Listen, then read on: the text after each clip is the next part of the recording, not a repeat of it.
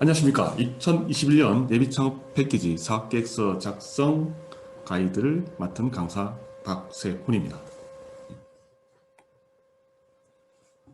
오늘 제 강의의 목차는 이렇게 크게 4단계로 이루어집니다. 처음에 오리엔테이션, 그리고 사업계획서 작성 개요, 그리고 항목별 작성 방법, 마지막으로 전체적인 요약 정리 순으로 진행을 하도록 하겠습니다. 오리엔테이션이라는 것을 왜 해야 되냐라고 제가 생각을 하게 됐냐면, 작년에 멘토링 하면서 우리 창업자분들이 이 사업의 취지를 좀 잘못 이해하고 신청하신 분들이 꽤 많더라고요. 그게 그냥 그렇게 끝날 문제가 아니라 결국은 사업비 집행에까지 영향을 주고 굉장히 힘들게 진행되는 케이스를 제가 봤기 때문에 그렇습니다. 그래서 제가 작년 하반기에 있었던 추경에 있었던 비대면 분야 쪽은 처음에 이제 선정된 분들 초기에 이 오리엔테이션, 이 사업의 취지에 대해서 좀 설명을 집중적으로 드리고 시작했거든요. 그러고 보니까 일반 분야하고 이게 비대면 분야, 오리엔테이션이 된 분들과 안 된 분들의 사업 진행 성과 면에서 좀 차별이 있어가지고 올해는 신청 단계부터 이 부분을 좀 조지시키는 게 좋겠다 싶어서 제가 이 항목을 넣게 되었습니다. 자, 창기는 온라인 사업 설명의 자료를 보게 되면요. 사업 목적이 나옵니다. 우리 예비 창업 패키지 이 사업에 대해서. 보시면 혁신적인 기술 창업 소재가 있는 예비 창업자의 원활한 창업 사업화 지원이다 라고 되어 있는데요. 이 원활한 창업 사업화 지원, 이게 애매모호합니다. 명확하지 않아요. 예. 원래 이 사업의 취지는 딱 이거예요. 시제품 개발 지원입니다. 근데 이거를 이렇게 명시하지 않고 이렇게 원활한 창업 사업화 지원하겠다고 하니까 창업자 입장에서는 자기 편한 대로 아전인수식으로 해석할 수 있고요. 실제로 그런 분들이 있었어요. 심한 경우에는 사업, 이 과거 사례이긴 합니다만 선정되신 분이 내가 사업을 하려면 영업을 해야 되고 영업하려면 차가 필요하니까 차를 사야 되겠다. 그래서 자동차 매장에 가신 분도 있습니다. 그 자동차 영업사원이 전화가 왔대요. 이쪽에 아는 분이 계셔가지고 테크노파크 쪽에. 그래서 이 예비 창업 선정되신 분이라고 하는데 차를 사러 왔다고 하는데 차를 팔아도 되느냐라고 문의해서 안 된다라고 그런 사례도 있습니다. 창업진흥 홈페이지를 가시게 되면요. 사업 소개 화면에 예비 창업 패키지, 그 다음에 초기 창업 패키지, 창투합 패키지 단계별로 지원하고 있는데 예비 창업 패키지의 대상은 예비 창업자고 주요 지원 내용이 시제품 개발이다라고 딱 명시가 되어 있어요. 예, 이걸 보게 되면 이 사업이 어떤 사업인지 개념이 잡히게 되고 여기서 시제품을 잘 만들어서 이것을 시장의 반응을 보고 추가적으로 개발이 필요하면 초기 창업 패키지 지원해서 더 R&D를 한다. 그리고 여기서 또 진짜 시장의 반응이 좋고 향후 성장 가능성이 크다 하면은 창업 도약 패키지로 지원하겠다라는 게 창진원의 이 사업의 전체적인 패키지 개념입니다. 예, 그래서 예비 창업 패키지는 분명히 말씀드리지만 시제품 제작을 지원하는 사업입니다. 따라서 여러분들도 나중에 사업계획서 작성하실 때 여기에 포커싱 하셔야 돼요. 사업 집행 내용도 그렇고 어떻게 내가 이 사업기간 내에 뭘 하겠다는 개념도 시제품 제작에 포커싱 돼야 합니다. 자, 사업계획서 여러분들이 결국 쓰셔야 되는 글이 사업계획서라는 글인데요. 저는 이 사업계획서를 정의를 내린다면 설명문 플러스 논설문이라고 말씀드리고 싶습니다. 설명문, 어떤 걸 설명하냐? 여러분들의 아이디어를 설명하고요. 그 다음에 이 아이디어를 가지고 사업을 하겠다는 것을 평가자들을 설득시키셔야 돼요. 논리적으로. 그래서 설명문 플러스 논설문이라고 말씀을 드리고 싶고요. 결국 의사결정자가 평가자들인데 이분들이 여러분들의 사업 계획서를 보고 여러분들의 아이템을 이해하고 여러분들의 사업을 설득당해야 돼요. 평가자분들은 크게 5가지 질문을 던진다라고 보시면 됩니다. 여러분들의 사업 계획서를 보면서 첫째, 여러분들이 제기한 문제점, 그게 실제 진짜 문제인가? 그게 왜 문제지? 라는 의문을 던질 수 있어요. 그 분야의 전문가가 아니라면. 그리고 이 아이템 가지고 뭘 하겠다는 거지? 그리고 이게 실제로 가능해? 다 가능하긴 한데 과연 이게 시장에 나가서 성공할 수 있을까? 수익할 수 있나? 그리고 실제로 당신이 이 일을 꼭 해야 되나? 당신이 이 일을 할 수 있는 사람인가? 라는 부분을 물어본다라고 생각하시면 됩니다. 그럼 이 5가지 질문에 대해서 여러분들이 논리적으로 쫙 설득을 시키셔야 되는 거예요. 그 다음 작성 개요. 먼저 목차를 보게 되면 일반 해당 및 그 다음에 본문으로 크게 두 개 파트로 나뉩니다. 일반 현황 및 개요에서 중요한 것은요. 먼저 여러분들이 온라인으로도 이걸 쓰셔야 되고 실질적으로 한글 파일로도 쓰셔야 되는데 먼저 온라인 신청서와 동일하게 작성하셔야 되고요. 그 다음으로 또 중요한 게 뭐냐면 아이템명을 잘 지으셔야 돼요. 장명을 잘 하셔야 돼요. 그리고 본문은 5페이지 이내로 작성하셔야 되는 것. 별점은 카운팅되지 않습니다. 그건 뭐 아무리 많이 넣으셔도 카운팅되지 않고. 그 다음에 파란색 문구 가이드라인인데요. 요거는 작성 다 하시고 나면 삭제하시고 글자는 검정색으로. 그리고 서식에 있는 양식의 목차표는 변경 및 삭제가 원칙적으로 불가합니다. 그리고 만약 쓸 게 없다 그러면 공란으로 두셔도 됩니다. 근데 가급적이면 다 쓰셔야 되죠. 사학계획서 관련해서 조금 더 팁을 좀 드리자면 이 한글 파일 여시고요. 서식 파일 여시고 보기에 조판부가 보시면 이게 원 상태일 텐데 체크하시게 되면 파란색으로 이런 게 뜹니다. 보시면 제일 먼저 봅시다. 1-1 요거도 이 꺽쇠 이게 느낌표 이게 느낌표 아니고 꺽쇠가 이게 스페이스인데 이거 다 지우십시오. 마침 요거도 보면 글자 크기 8로 되어 있죠. 요거도 그 줄간을 좀 보기 좋게 하기 위해서 하나하나 좀 넣는 건데 요거도 이렇게 하면 원래 안 됩니다. 요거 다 지우시고요. 그 다음에 스페이스 있는 거 요거 다 일단 다 지우시고 요거도 줄 작은 거 지우시고. 자, 이 상태에서 조금 보기 좋게 만드셔야 되는데요.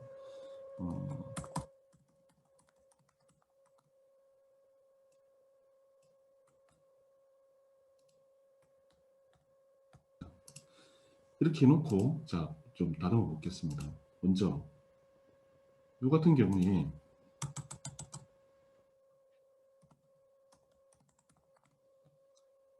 여러분들 5페이지 이내로 써야 되잖아요. 지금 글자 크기가 보면 15거든요. 이게 꽤 큰 편이긴 한데 처음 작성하실 때는 이걸 줄이지 마시고 그냥 그대로 다 쓰십시오. 다 쓰시고 다 쓰셔야 되거든요. 번거롭죠. 줄 바꿀 때마다 이걸 매번 해야 되니까 굉장히 번거로운 작업입니다. 그래서 요거처럼 이렇게 만드시고 이렇게 이것도 이렇게 하시고 그 다음에 아까 좀 밑에 보시면 요 글자 크기 작은 거 있습니까? 요거 6대 있는 게 여기 줄 간격 때문에 그런 거거든요. 줄 간격은 여기 블록을 전체 다 지정하신 다음에 Alt T 누르시면 여기 줄 간격 이 퍼센테이지로 조절할 수 있습니다. 160인데 이것도 처음에 160 그대로 다 쓰시고 혹시나 줄이셔야 된다면 140 정도 해서 이렇게 줄일 수 있습니다. 이거를 이렇게 하면 되지 이걸 하나하나 밑에다가 글자 크기 작은 거 줄을 인위적으로 삽입할 필요가 없어요. 네. 요거도 좀 보기 좋게 다듬으신다면 이렇게 해서 딱 밑에 맞추시고 요거를 서식을 Alt C로 글자 모양과 문단 모양 둘 다 복사해서 다른 데도 그대로 블록 지정해 가지고 Alt C 누르면 똑같이 됩니다. 자, 그리고 나중에 이제 또 이거 하나 팁을 드리자면 글자 한두 자 때문에 이게 두 줄을 다 먹게 된다. 요거는 조금 줄이려면 Shift Alt N 누르시면 글자가 자간이 줄어들면서 이렇게 줄이 올라가게 되죠. 자, 이렇게 하신 다음에 요거를 블록 지정해서 Alt C 누르신 다음에 Alt V 누르시면 똑같이 그대로 입력됩니다. 작성하시고자 하는 부분에 이 서식만 그대로 다 Alt V 넣으셔가지고 실제 내용 입력하시면 됩니다. 이렇게 하시는 게 작성에 도움이 되실 겁니다. 이렇게 다 입력하시고 나중에 5페이지 맞추시기 위해서 글자를 조금 줄이시거나 줄 간격을 조금 줄이시거나 이렇게 조절하시면 될 겁니다. 보도록 하겠습니다. 항목별 작성 방법 설명드릴게요. 먼저 일반 현황입니다. 일반 현황에서 제일 중요한 것은 뭐다? 이름을 잘 짓는 겁니다. 자, 그리고 여기 가이드가 파란색 가이드는 어떻게 이름을 짓느냐는 오지 않고 우리 그 시스템에 빨리 들어가서 좀 빨리 좀 입력해라라고 하는 것만 권장하고 있는데요. 이름 짓는 방법을 조금 설명을 드리자면 여러분들의 제품, 서비스, 컨셉을 좀 표현을 잘 하셔야 되는데 컨셉을 표현하는 방법이 크게 세 가지가 들어가셔야 돼요. 내 아이템이 어떤 제품이다, 어떤 서비스다 이거를 먼저 명확하게 명사형으로 정의하십시오. 보통 명사. 예. 여러분들 만든 게 만약 제조 쪽이다 그러면 명확하죠. 만약 칫솔을 내가 만든다 그럼 칫솔인 거고, 기저귀를 만든다면 기저귀인 겁니다. 다만 서비스 쪽으로 하시는 분들은 어떻게 쓰시면 좋냐면, 보통 서비스 하게 되면 ICT 해가지고 앱 개발 많이 하실 텐데요. 내가 만드는 게 플랫폼이다 이렇게 하지 마세요. 플랫폼 너무 막연해요. 구체적이지 않아요.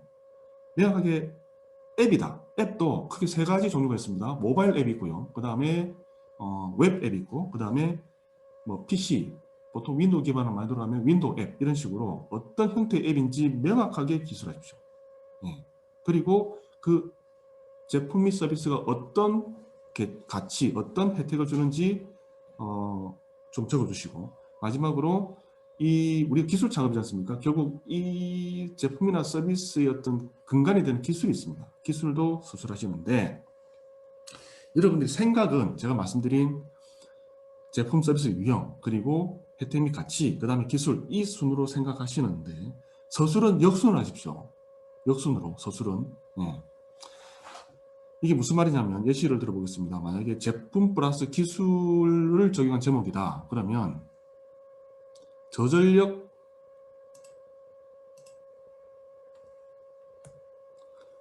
저전력 태그 기반 양방향 상시 동작형 통신 기술의 기술을 먼저 서술합니다. 어떤 기술인데, 그 다음에 기술까지 적으시고 그 뒤에 나오는 게 크게 세 가지 용어로 적으십시오. 무슨 기술의도 괜찮고, 무슨 기술을 적용한, 혹은 무슨 기술 기반의, 이런 식으로 적으신 다음에 그 다음 나오는 게 혜택 및 가치, 그리고 제품인데 이 시스템, 이것도 좀 애매합니다. 아까 제가 말씀드린 것처럼 명확한 형태, 결국 나중에 여러분들이 보여주실 건 시제품이에요.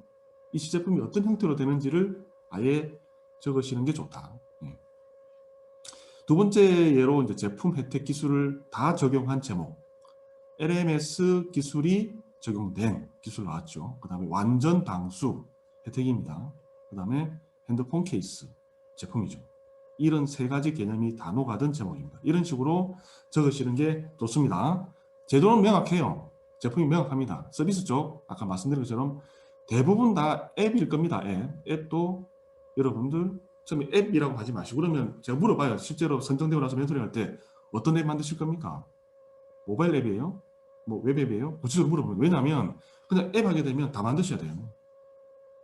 근데 예산 적잖아요. 그러면 명확하게 이 제품은 어디 범위까지를 만들어야 되는지를 기획 단계부터 사업계에서 쓰실 때부터 명확하게 쓰시는 게 좋다.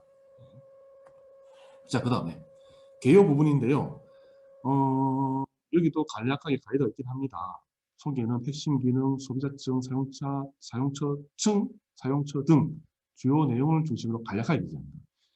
개요에는 가급적이면 그림 넣지 마시고요. 텍스트만 하셔도 됩니다. 네, 물론 그림 넣으셔도 되는데 이미지 쪽에만 그림을 넣으시고요. 나머지 것들은 그냥 텍스트로만 서술하신다라고 이해하시면 될 것 같고, 조금 더 가이드를 구체적으로 드리자면 먼저 아이템 소개 부분, 제품 서비스가 제공하는 기능을 좀 더 구체적으로 아까 제목에도 나와 있지만 이걸 조금 더 부연 설명을 한다라고 보시면 됩니다. 그리고 이를 사용하는 고객층이 누군지, 그리고 사용 방법들도 간략하게 언급하신다라고 보시면 될 것 같고요. 그 다음에 차별성은 여기서 시장에 나와 있는 기존 제품을 여러분들이 이미 파악을 하셔야 되는 거예요. 그 평가자들이 중요하게 보는 것 중 하나가 여러분들이 시장을 얼마나 이해하고 있는지, 경쟁사를 얼마나 파악하고 있는지를 중요하게 봅니다. 그래서 이런 부분을 좀 더 구체적인 설명은 뒤에 본문에서 하겠지만, 여기서도 대략적으로 어떤 제품들이 기존에 있고, 예. 그리고 그들과 차별되는 나만의 아이템이 그들과 어떻게 차별성을 가지는지를 간략하게 언급해 주시면 좋습니다. 그 다음에 국내 목표 시장을 또 대략적으로 규모나 그런 것들을 언급해 주시면 좋죠. 이게 샘플입니다. 텍스트 형태로 된 이 개요 부분을 이런 식으로 써주시면 될 것 같습니다. 자, 그 다음에 본문으로 들어가서요. 하나하나 좀 구체적으로 좀 설명을 드리겠습니다. 제가 이거 보면서 진짜 이 파란색 가이드에 대해서 불만이 많습니다. 이게 결국은 여러분들이 제가 왜 불만이 많냐면, 결국은 작년에 제가 멘토링 하면서 선정된 사업계획서를 봤을 때 깜짝 놀랐습니다. 이렇게 썼는데도 선정됐단 말인가 할 정도로. 그런데 왜 작업자분들이 왜 이렇게 좀 잘 못 적으실까? 하는 부분을 보니까 첫째 가이드가 잘못된 부분이 있습니다. 보십시오. 그럼 왜 창기는 이렇게 가이드를 잘못 줄까라고 또 생각을 해봤는데요.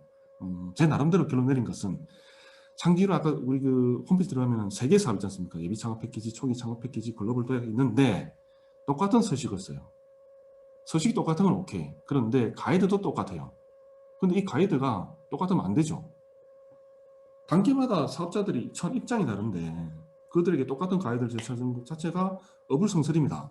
그리고 또 이게 제목과 결국은 적어야 되는 부분들이 매칭이 돼야 되는데 요 보시면 가이드가 잘 매칭이 안 됩니다. 보십시오. 개발 동기 적으라고 해놓고 여기다가 국내의 시장 문제점을 혁신적으로 해결하기 위한 방안을 기재하라고 되어 있습니다. 개발 동기를 적으라고 해놓고 왜 방안을 적으라고 합니까? 이거는 논리적으로 말이 안 돼요. 그런 더군다나 이 똑같은 말이 그 다음 1.2 창업 아이템의 목적에 보게 되면 여기도 보면은 보십시오. 창업 아이템이 구현하고자 하는 목적, 요거는 맞아요. 근데 그 뒤에 나오는 국내의 시장의 문제점을 혁신적으로 해결하기 위한 방안을 적어라. 위에도 방안을 적어라. 밑에도 방안을 적어라. 똑같은 말을 적으라고 합니다. 목차는 다른데. 이거는 좀 가이드가 잘못됐죠. 논리상으로도 잘못된 겁니다.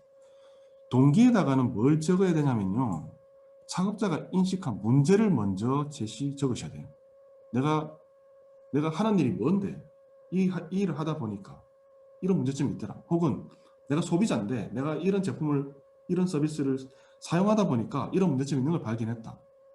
이렇게 나와야 된다고요. 그리고 뭐 문제점을 인식한 것뿐만 아니라 나는 이런 문제를 해결하기 위해서 이런 아이디어가 있다. 이게 이제 개발 동기인 거죠. 그 다음에 이제 창업 아이템의 목적에 가서 위에서 언급한 이 개념을 구체적으로 조금 더 구체적으로 적어주시는 게 맞다. 하여튼 가이드가 좀 제가 보기엔 잘못됐습니다. 자, 그 다음에 창업 아이템의 개발 사업화 전략 여기도 보시게 되면 가이드는 비즈니스 모델, 제품 구현 정도, 제작 소요 시간, 제작 방법, 추진 일정 등을 기재하라고 되어 있지 않습니까? 요건 맞아요. 가이드 맞아요. 근데 조금 더 나눠서 우리가 여러분들 실질적으로 적으실 때는 좀 나눠서 적을 필요가 있죠. 먼저 비즈니스 모델도 적으시고 제품 서비스 구현 정도도 적으시고 제작 소요기간, 제작 방법, 추진 일정을 적는 건 맞아요. 요걸 하나하나 조금 더 어떻게 할 건지 세분화시켜서 설명을 드리자면 먼저 비즈니스 모델. 비즈니스 모델이 뭐냐면 사업의 핵심 운영 요소와 이들 간의 관계를 논리적으로 설명한 것이라고 정의할 수 있는데 보통 비즈니스 모델을 적으라고 하면 많이 쓰시는 게 비즈니스 모델 캔버스. 오스왈드의 비즈니스 모델 캔버스. 이거 많이 쓰시는데 여러분들은 이거 굳이 안 하셔도 됩니다. 뭐 하는 거를 반대하진 않는데요. 왜냐하면 BMC를 알게 되면 여기는 수익 구조까지 다 들어가야 되거든요. 근데 여러분들 아직까지 수익 구조를 사실 적으시려면 현금 흐름이나 생각할 게 많아요. 요거까지 안 하셔도 됩니다. 그러면 그냥 이런 그 흐름도 정도, 개념도 정도로 설명하셔도 돼요. 물론 이제 핵심적 요소들은 다 반영이 돼야 되겠죠. 여기서 이제 팁을 드리자면 어쨌거나 비즈니스 모델 부분은 그림으로 제시하시는 게 좋다. 근데 꼭 BMC 안 하셔도 된다. 봤을 때 여러분들의 사업 아이템이 개념적으로 도식화시켜서 잘 이해될 정도만 하시면 된다라는 겁니다. 자, 그리고 구현 정도. 요거는 여러분들이 제조냐 서비스냐에 따라서 천차만별입니다. 어쨌거나 각각의 그 분야별로 그 개발하는 프로세스가 있을 것이고 단계가 있을 것인데 내가 지금 생각하는 게 어느 정도인지를 여러분들이 명확하게 잡으셔야 돼요. 그냥 아이디어 단계다 혹은 뭐 디자인까지는 했다 이런 것들을 현재 내 단계를 명시를 해주시고 내가 지금 디자인 시안까지는 했다. 그런데 내가 이 사업을 통해서 최종적으로 만들어야 될 게 어디다 라는 것을 제시해 주셔야 돼요. 보통은 시제품까지 만드시겠죠. 그러면 현재 단계와 내가 목표로 하는 단계 요 사이에 갭이 있지 않습니까? 요것들이 이제 해야 할 것들이죠. 그리고 이 해야 할 것들을 쭉 나열하신 다음에 이것들을 6개월 이내에 어떤 것들을 어떤 시기적으로 만들겠다는 게 나와줘야 됩니다. 만약에 앱이다 그러면 여러분들이 현재 내가 속한 단계는 어디고 내가 최종적으로 이 사업 끝날 때까지 어디까지 제작하겠다는 것을 명시하셔야 돼요. 예. 이게 되어야 여러분들이 개발 항목들이 뭐뭐가 있다라는 게 나와주게 되고요. 그리고 개발 방법 크게 두 가지입니다. 여러분들은 자체 제작 아니면 외주 제작 두 가지밖에 없습니다. 크게 봤을 때. 예. 그리고 전체를 다 외주 제작할 수도 있고요. 팀빌딩 하신 분들은 우리가 전체적으로 자체 개발하겠다라고 할 수 있죠. 어쨌거나 여러분들이 제작 방법을 설정하는 것은 자체 개발이냐 외주 능력이냐 이 두 가지를 결정하시면 돼요. 경우에 따라서는 이게 혼용될 수도 있습니다. 어떤 개발 항목은 일부는 우리가 일부는 외주하겠다라고 할 수도 있습니다. 이렇게 어쨌거나 이렇게 개발 항목별로 개발 방법이 정해지고 나서 그 다음에 각각의 항목별로 어느 정도의 개발 소요가 되겠다라는 시한까지 여러분들이 생각을 해 보셔야 됩니다. 그 다음에 그 표 있지 않습니까? 사업 추진 일정에 각각의 항목별로 구체적으로 시기 2021년 몇 월부터 2021년 몇 월까지 여기 보면 보십시오. 2021년 이런 시기에 이렇게 있는데 뭐 내년까지 넘어갈 수 있긴 하겠습니다만 여기 홈페이지죠. 글로벌 진출, 투자 유치 이런 예시는 잘못된 거예요. 이거는 예비 창업 패키지는 맞지 않아요. 이거는 진짜 뭐 초창배나 글로벌 관련 분들이 쓰셔야 되는 것들이고 여러분들은 시제품에 관련된 개발 항목만 다 넣으시고요. 언제까지 개발하겠다고 넣으시고 구체적 내용 넣으시면 됩니다. 옛날에는 이 서식이 아니라 타임 스케줄 형식이었는데 이게 사실 더 보기 좋은데 어쨌든 바뀐 서식은 이렇게 표형식으로 되어 있습니다. 근데 선정되시고 나면 저는 멘토링 할 때 이런 타임 스케줄 표로 다시 만듭니다. 여러분들의 개발 항목 다시 구체적으로 시제품에 관련된 개발 항목으로 다 작년에 할 때 보면은 이렇게 홈페이지 만들겠다, 뭐 글로벌 취하겠다고 넣으셨는데 이건 다 무시하고요. 시제품에 대한 개발 항목 다시 정하라고 하고 일정 다시 다 잡아서 저는 멘토링을 진행했습니다. 자, 그 다음에 실현 가능성 구분입니다. 여기 보십시오. 여기 가이드, 파란색 가이드를 한번 읽어볼까요? 기능, 효용, 성분, 디자인 스타일 등의 측면에서 현재 시장에서 대체재 대비 우위 요소, 차별화 절대를 기재해라. 요거도 이제 쓰시는 순서를 먼저 보시면 시장 분석을 먼저 하셔야 되고요. 그 다음에 시장 분석 자료 결과를 바탕으로 경쟁력 우위 전략을 수립하시는 건데 이론적으로 보게 되면 시장성 분석은 크게 시장 규모 분석하고 시장 성장성 분석하고 그 다음에 경쟁자 분석 이 세 가지로 나눌 수 있습니다. 요거를 단계적으로 쓰시면 좋고 제일 중요한 것은 경쟁자 분석입니다. 여러분들이 경쟁자 분석을 하셔야 돼요. 그 다음에 경쟁자하고 나의 아이템의 차별점을 어떻게 줄 것이냐 요것도 크게 보면은 가격 전략과 차별화 전략인데 우리는 가격 전략 할 수 없죠. 가격 전략 하려면 생산 설비가 있어야 되고 이 생산 설비에서 효율적으로 내가 어떻게 하겠다 했어야 되는데 아직 여러분들은 아이템 단계이기 때문에 차별화 전략으로 가셔야 됩니다. 내 아이템은 이 측면에서 차별적 가치를 제공해준다. 이 논리로. 그리고 시장 분석은 결국은 이제 우리가 이제 여러 가지 합니다. 마케팅 쪽에서 시장 세그멘테이션이라고 하는데 세그멘테이션 방법도 많은데 보통 우리 창업자들은 탐샘솜이라고 하죠. 이 세 개의 시장으로 많이 나눕니다. 여러분들 이렇게 이 정도 하시면 되는데 문제는 여기 나오는 시장 구분할 때 금액을요. 내피셜 하시면 안 되고 다른데로는 근거를 대셔야 돼요. 근거를. 어느 정도 이 정도 규모가 된다는 게 왜? 어떤 근거로? 이미 외부에서 공신력 있는 기관이 발표한 게 있으면 그거 인용하시면 되고 그게 없으면 내가 계산을 하셔야 됩니다. 다른 추정 가능한 자료들을 바탕으로. 그 다음에 이제 경쟁자 분석인데요. 요거는 제가 컨설팅했던 자료 예시를 좀 넣었는데 여러분들 사업계획서는 결국 이 표가 들어야 됩니다. 이런 표 형태로.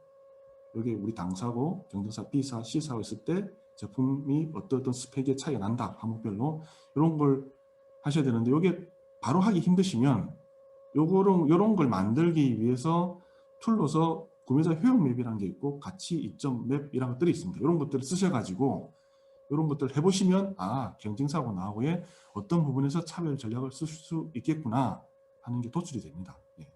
이런 걸 활용하셔서 이 표를 만드시고 이 표를 사업계획서에 넣는다라고 이해하시면 좋을 것 같습니다.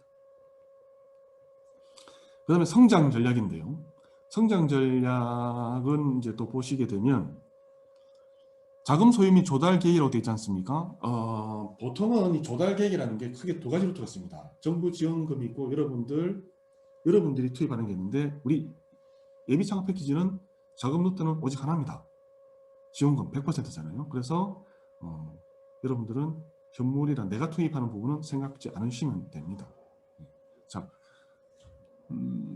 다만 여러분들이 돈이 어디에 들어간다. 여러분들 결국 소요 부분에 좀 더 집중하시면 되는데 이 소요 부분은 아까 앞에서 말한 개발 항목별로 얼마 들어가겠다라는 부분을 좀 더 나열하시면 될 것 같고요. 일단은 텍스트로 그 다음에 이것을 이제 구체적으로 다시 한 번 더 표로 적어 주시는 거죠. 이 표가 바뀌지 않습니까? 이게 이 옆에 보시면 이건 옛날 표예요. 옛날 표가 정부 지원금하고 그 다음에 창업자 부담금 되는데 우리는 창업자 부담금이 없죠. 예, 예비 창업 패키지는 오로지 정부 지원금만으로 하니까 산출 근거만 좀 더 명확하게 구체적으로 써주시면 될 것 같습니다. 그리고 한 가지 더 팁을 드리자면 장치 구매비에 예산 많이 쓰지 마십시오. 예. 이 사업 체제는 여러분들 이거 선정되고 나면 오리엔테이션 별도의 이제 센터 오리엔테이션 할 때 설명될 내용이긴 하는데요. 선정되고 나셨을 때 한번 그 수정 사업계 쓸 때요. 장치에 대한 부분은 가급적이면 다 빼게 합니다. 예. 이 사업 체제가 여러분들 사업이 끝났을 때 여러분들 손에 어떤 장치가 남아있는 자산으로 남아있는 것을 지원하는데 굉장히 보수적이에요.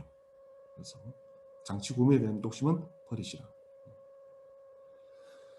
그 다음에 성장 전략입니다. 요거는 일단 여러분들이 이제 시제품을 만들고 나게 되면 어떤 식으로 이제 시장 공략할 것이냐인데 여러분들이 이미 좀 여러분들의 그 기존의 사회생활 하시면서 조직생활 하시면서 이러이러한 쪽으로 가망 고객이 확보되어 있다 하는 부분을 어필하면 좋을 것 같습니다. 그리고 해외시장 대부분은 해외시장까지는 안 오르실 텐데 간혹 가다가 해외시장까지 염두에 둔 분들 계시더라고요.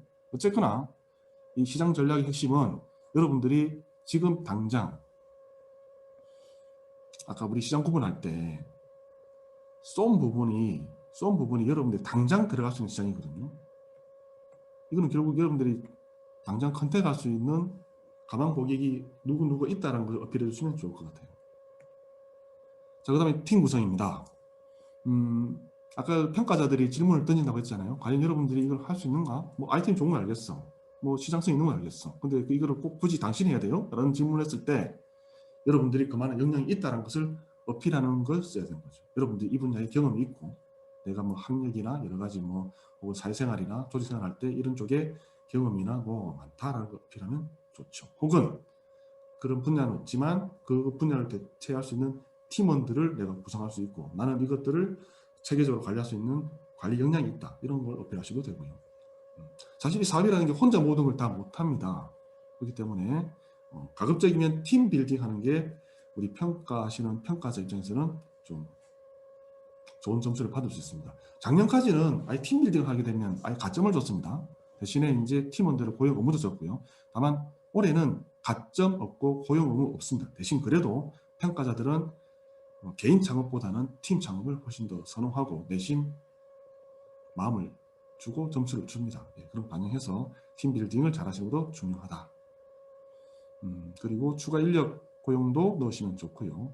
파트너들, 협력 기업도 같이 이미 초기에 좀 얘기 오가는 기업들이 있으면 넣어주시면 좋겠죠. 자, 전체적으로 한번 말씀을 드렸는데 핵심적인 사항 다시 한번 요약 정리하면서 마무리 짓도록 하겠습니다. 먼저 사업 목적에 집중해 주십시오. 이 사업의 목적은 여러분들 아이디어의 시제품 제작을 지원하는 사업입니다. 둘째, 사업계에서는 설명과 논설문이 합쳐진 논리적 글쓰기다. 결국 여러분들이 얼마나 이 논리적 글쓰기를 잘하느냐가 사업계에서 당락을 정합니다. 아이템 컨셉을 좀 명확하게 해주십시오. 제목 잘 지으셔야 됩니다. 제품, 서비스, 혜택, 기술 순으로 먼저 생각하시고 글쓰기는 반대 순으로 해주시는 게 좋다. 그리고 시제품 개발 방법을 결정하셔야 되는데 크게 두 가지입니다. 자체 개발이냐 혹은 외주 용역이냐. 이 두 가지만 염두에 두시면 됩니다. 그리고 시제품 개발 일정, 3개월 내지는 6개월입니다. 이 3개월이 뭐냐면 예전에는 그게 있었어요. 조기 졸업 제도가 있었어요. 사업 시작하고 나서 3개월 내에 빨리 만들고 졸업하시는 거죠. 근데 이게 빨리 졸업하시게 되면 남은 잔여금을 활용 못하다 보니까 여러분 이 창업자분들이 그냥 사업비 다 쓰기 위해서 쭉쭉쭉 늘리셨는데 시제품을 빨리 만드신 분들이 나중에 성과가 아주 좋습니다. 그래서 올해 저희 부산 센터 같은 경우에는 제가 사업계획 할 때 제안을 드렸습니다만 시제품을 빨리 만드신 분들한테는 추가적인 혜택을 좀 더 주자라고 제안을 드렸고 그것을 담당 매니저분이 반영을 하시려고 하는 것 같아요.